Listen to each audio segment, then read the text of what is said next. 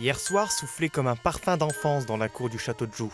Encerclée par près de 1000 ans d'histoire, une troupe constituée pour le festival répète avant leur dernière aux Nuits de Joux, après 9 ans de présence, un lieu mythique devenu une inspiration pour les acteurs. Il y a le soir qui tombe, il y a le fait de dire ces textes comme ça avec le ciel, on le voit, il y a cette pierre, il y a jamais de silence aussi, enfin, il y a quelque chose de particulier. Durant 1 heure, les comédiens ont revisité Gargantua de Rabelais, l'histoire d'une petite fille qui essaie de trouver sa place dans la société au travers de son conte favori.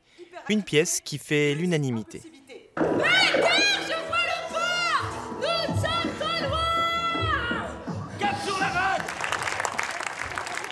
J'ai bien aimé le moment où il pataugeait.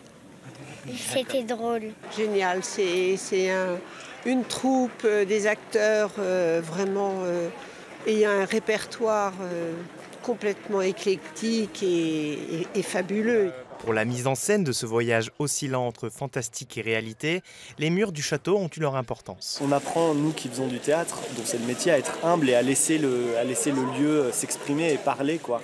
Et du coup, même le texte, on a eu envie de l'écrire dans cette direction-là. C'est un texte qui ne parle que de ça, d'imaginaire, de s'inventer des rôles, de s'inventer des lieux, de s'inventer des histoires comme ça. Et ce château en est plein d'histoires, en fait. Depuis 43 ans, la volonté du festival est claire, créer pour et avec le château de Joux.